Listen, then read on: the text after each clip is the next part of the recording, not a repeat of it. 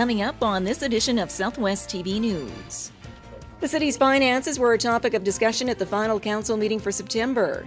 A report was brought forward to request borrowing for capital investments in the amount of just over $3 million. The signs are up, and a total of 21 candidates are vying for your vote for mayor and council in the 2016 Swift Current municipal election. Students and staff of Maverick School in Swift Current were joined by representatives of the Chinook School Division for the grand opening of Maverick's new location.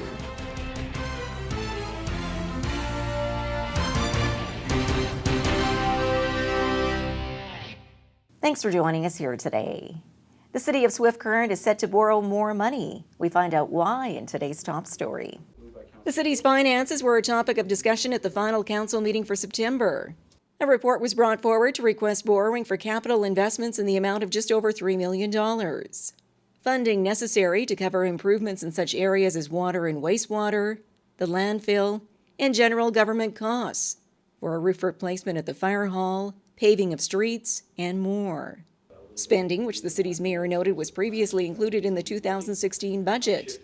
And overall borrowing, which falls in line with the province's debt limit for the city of Swift Current. Our debt limit is at $110 million set by them. So right now, if you look at the debt that we've got that's impacted by taxpayers, which is through user fees, through utilities, or else funded through taxation, or else revenue sharing, is about 57 and some million, which is about $1.5 million less than where we were at the end of 2015. And that's including the borrowing that we authorized tonight. So I think that's a good sign. Schaefer further added that the report showed that over the past 3 years, the city's debt has decreased by $1.9 million per year, following a financial strategy approved back in 2013 surrounding the use of city light and power revenues. Going forward, we have roughly about $5.5 million that comes in through our light and power utility, and roughly half of that has been used to fund capital projects on an annual basis in the budget, and the other half has been used to subsidize property taxes. So if you think about the total going forward, I think by the time we're done the strategy, we're looking at about $3.6 million in total, which will be added to the capital basis. So now you're looking at a significant sum every year that will be targeted solely at capital versus subsidizing property tax. And with the city's total debt load sitting at the $75 million mark to the end of 2015, Schaefer clarified how this additional borrowing of $3.2 million will affect local taxpayers. So debt is really two parts. There's a part that I think has an impact on the taxpayer, and there's a part that doesn't have an impact on the taxpayer.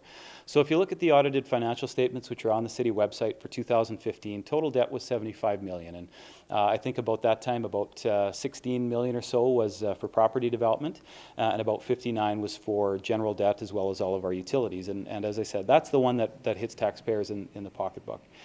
So tonight the report was strictly on general debt and utilities, and that's where the borrowing happens. And the nice part about that is that's decreased. And then, of course, you look at throughout the year, we haven't authorized any other borrowing on our operating loan for property development, so that's still at the same level. So if you look at it on a whole basis, we are at the same, well, I guess obviously at a lesser level today than we were at the end of 2015, which is a good sign. And as I said, property development sometimes is a tough one because we like to include it in total debt to be transparent. But the reality of it is there's no cost to the taxpayer on that, and any of the debt that we have on property development is obviously offset by the value of all that property, which continues to appreciate in value until we sell it. Further information on the city's finances can be found online.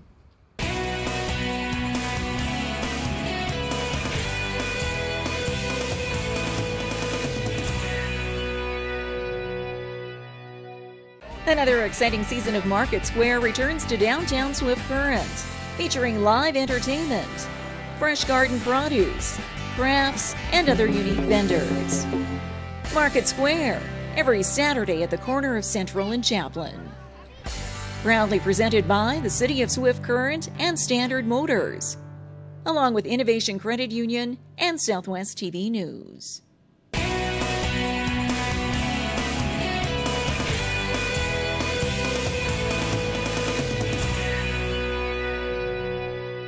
October 26th is Election Day, and in this feature we meet more of the candidates running for Swift Current City Council. The signs are up, and a total of 21 candidates are vying for your vote for mayor and council in the 2016 Swift Current municipal election. In today's feature, we continue our profiles of new candidates asking for your vote for City Councillor. Matt Nicholson has lived in Swift Current for 20 years. He's the owner-operator of the Canadian Tire Gas Bar and Smitty's Restaurant and coaches minor football. Nicholson says the issues at the forefront of his bid for City Council include the city's debt. I think a lot of people are very concerned about, our per capita debt. And not that that's an absolutely horrible thing. I just think that it's something that a lot of people would like to see addressed. And I'm not saying I'm out there to correct it overnight and to cut services and to put people out of work or anything of that nature. I just think that, I'd like to take a look. I'd like to help out and like to find ways to in good times, it's pretty easy to do lots of great things, and which we've seen in the city. And I think that when times get tough, I think that you got to, tighten the purse strings a little bit and just figure out where you can extract savings, and maybe use those to improve services in other areas. Nicholson adds he enjoys living in the community and would like to see the city continue to flourish with additional amenities. I think it's unfortunate that, when we did the iPlex expansion years ago, that, I know that there was something of an opportunity there where we could have done a complex with a rec center. And that is something that I would love to see for, to promote family values, and so that people can get out there and do things as a family.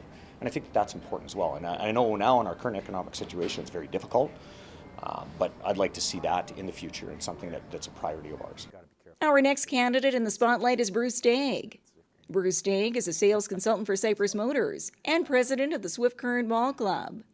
Having volunteered for various organizations throughout his life, Daig would now like to represent local residents on council with an honest, down-to-earth attitude. I think I have a strong level of common sense based on some of the experiences I've had in the past. So that's going to be my platform. There is certainly some more specific things in this city that I'm passionate about. I really like the growth of the city that we've had in the last decade. I like the amenities that we are maintaining and continuing to grow. Things like the hospital and the meadows are very important amenities to the community that are going to make this community attractive to people to want to come here and live here. I think we need to make sure that the business acumen or the business atmosphere is very pleasant for other community or businesses that like to join us here. Daig further says he supports various initiatives involving youth, as they are the future leaders of the community. Specifically, Boys and Girls on the Move that the city administers. I think that's a very good program. It's the center in town here is great. The new Dory House is just fantastic, and the initiative that the city took regarding safe places it's a leader out there, and no other city has started something like that, and we're leaders that way. I'm very proud of that, and I think that's a great initiative. And another one that I would support. Wayne Cormier has called Swift Current home for 11 years and is the executive director for the Early Childhood Intervention Program for Southwest Saskatchewan and offers men's counseling services through Southwest Crisis Services. Cormier says his day-to-day job involves strong administrative skills and the ability to be a good listener, qualities which are important for any member of City Council. Being a councillor or mayor is more than just running city finances and the business of the city. It's connecting to the citizens so that they can stop you on the sidewalk and they can go, hey, Wayne, what's happening with this?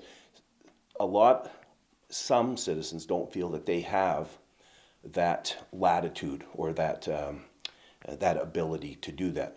I want everybody to be able to access me when they need to, but also be reassured that I may not get the resolve that they want, but I will take it before senior management at City Hall and before the council. They can be guaranteed. So that's why they should vote for me. And as he embarks on his campaign, Cormier says there are a number of areas he'd like to address if voter confidence gets him a seat on City Council. Transportation, the expansion of the transportation hours a little earlier and run a little bit later. Especially for some of the residents that live on South Side. They're having a hard time making that 7 o'clock shift, and some of them work until 11 o'clock at night, and they can't afford $20 both ways for cabs. The other thing is I want to take a look at our revenues, the amount of revenues that we generate each year, and how much we're spending to service the debt. If my numbers are correct, I'm hearing somewhere around that 75 million debt, and that's a fair bit of money. So I think we just want to sit down. If elected, I would sit down with council and mayor and the senior management team at City Hall, and we're going to look at that debt and see if we're on target. Southwest TV News will continue to profile the candidates running in this fall's city election in future episodes, all leading up to Election Day on October 26th.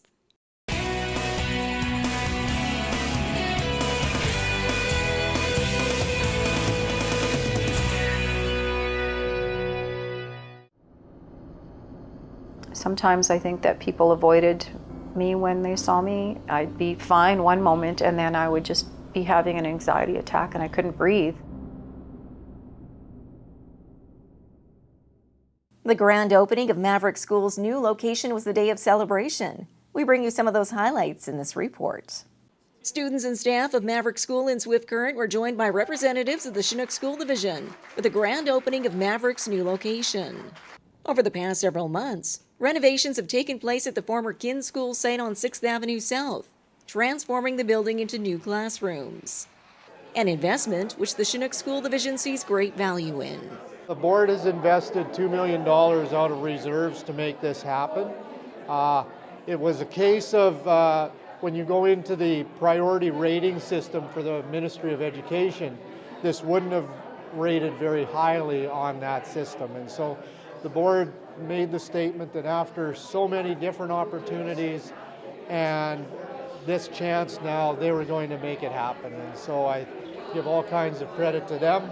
And as I was saying earlier, there's over 230 graduates from this program that I'm sure the majority of would not have graduated school had it not been here. A welcome move for students, as the new location is more spacious while accommodating the various course offerings on a daily basis. I think, honestly, the school fits us perfectly. Like, the strange design of everything, like the cubbies, the rooms out there alone. Like, if you look at it from an overview, it's not an actual square. It's like diamonds. It's unique, it's different, it's us. There's no other way to describe us as unique or different. This is where our home is. For me personally, like, it just felt like a second home for me, like, with the teachers and everyone here, like, it's just a homey feel. Oh my gosh, we can garden? We have nature. Before, it was just a parking lot. A sense of home and belonging, which Maverick students and staff were looking for when they played an integral role in creating the overall design. Individual rooms was a huge thing that they wanted, and we've accommodated that. We have more individual learning spaces and two-person offices for students as well. We also needed a designated visual art space, and we have that now combined with our classroom, so we can actually open a moving wall if we need a larger space, or we can just separate it and have an art workshop on one side and instruction on the other. The music room has individual practice spaces as well as a jam room. Approximately 75 students are currently enrolled in Maverick School, with a waiting list for more enrollments throughout the year. Maverick School has been in existence since the early 90s, first located in the Carmel Mall, then on 4th Avenue Northwest, and now at its new home on the city's south side.